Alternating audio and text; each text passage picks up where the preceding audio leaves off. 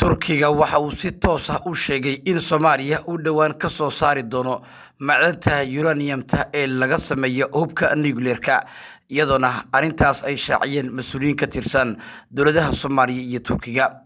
Ilo wareedyo kala duwan waxay noo tilmaameen in maalmihii u dambeeyay ay socdeen kulamo looga hadlayay in la sii ballaariyo kheyraadka Soomaaliya laga soo saarayo, iyadoona xukuumadda Ankara ay bilowday dhaqdhaqaaqyo culus oo la xiriira in la soo saaro barnaamijka macdanta uranium-ta ee nuclear-ka, daawooyinka iyo waxyaabaha kale ee muhiimka loo adeegsado. xubin sare oo ka tirsan guddiga kheyraadka Turkiga ayaa waxa uu qalinka ku dugay in dhammaadka sanadkan 2026 in lagu dhaqaaqi doono sidii sahmin loogu sameyn lahaa goobaha lagu tuhmay ee la calaamadeeyay 70-meeyadii ilaa 80-meeyadii oo dowladdii militariga ahayd ee Maxamed Siyaad Barre oo hogaamiyaha ka ahaa iyo shirkado shisheeye xilligaas sahmin ay ku sameeyeen kuna ogaadeen goobo ka tirsan deegaanada waqooyiga Soomaaliya iyo sidoo kale bartamaha, halkaas oo baaritaano dheeraad ah lagu sameyn doono.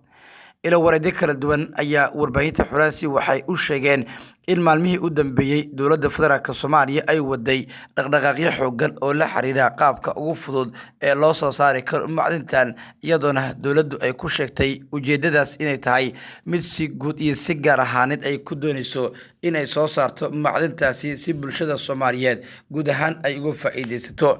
xubin sare oo ka tirsan dowladda federaalka Soomaaliya gaar ahaan wasaaradda kheyraadka waa macdinta iyo kheyraadka xukuumadda Soomaaliya waxa uu sheegay in maalmihii u dambeeyay dowladdu ay waday dhaqdhaqaaqyo abaabul arrintaas la xiriira, taas oo la xiriirta in dowladdu ay bannaanka soo dhigto macdinta uranium-ta iyo macaadinta kale ee ku jira badda Soomaaliya oo haddii si dhab ah oo dhammaystiran looga faa'iideysto keeni karta fursad weyn oo ay Soomaaliya heli karto marka la eego xaaladaha sida ay yihiin iyo baahiyaha gaarka ee dowladda federaalka Soomaaliya arrintaas ay u qabto.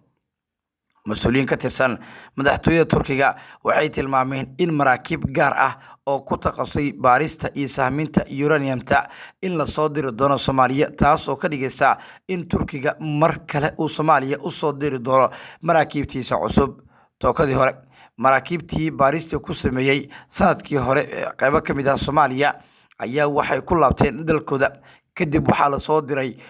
maraakiibta qodaysa kheyraadka dabiiciga iyo saddexda ceel ee la calaamadeeyay ee ku yaal dhanka iyo badda Soomaaliya. markaas waxa uu qorshuhu yahay in la soo diro maraakiibta uranium-ta baaristooda ku xeelka dheer, kuwaas oo kadib marka ay natiijo helaan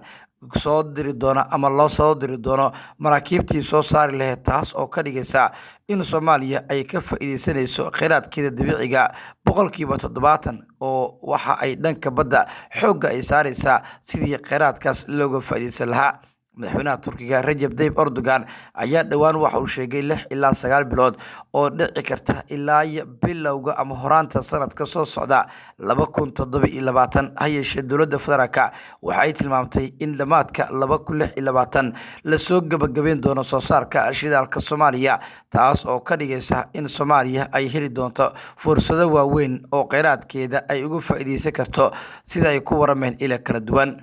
warbaahinta Xuraansi waxay indhaha soo marisay warbixinadii ugu dambeeyay ee lagu keediyay baraha gaarka ah ee Turkiga ee looga hadlo arrimaha dhanka iyo kheyraadka dabiiciga natural resources, iyadoona ujeedka uu yahay sidii looga faa'iideysan lahaa dhammaan macluumaadkaasi oo waxa ay dowladda federaalka Soomaaliya iyo Turkiguba ay diyaariyeen barnaamijyo iyo website gaar ah oo loogu talagalay in looga warqaato xaaladda guud ee shidaalka Soomaaliya iyo macaadinta kale ee ku jira.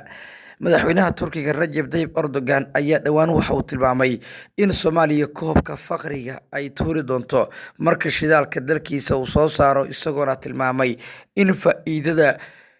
Turkiga uu ka helayo aanay ahayn mid dhaqaale laakiin ay tahay mid sumcad iyo sharaf mustaqbalka dambe u soo jiidi doonta, maadaama qudhoodu way aragnimo dheeraad ah ay u yeelan doonaan marka la eego meelo ka baxsan biyahooda inay ka soo saaraan kheyraadka dabiiciga, taasoo keenaysa in wadamo fara badan ay ku faraq xirtaan dhanka iyo Ankara si mustaqbalka dhow looga faa'iideysto soo saarka iyo kheyraadka kale ee dabiiciga ee halkaa ku jira.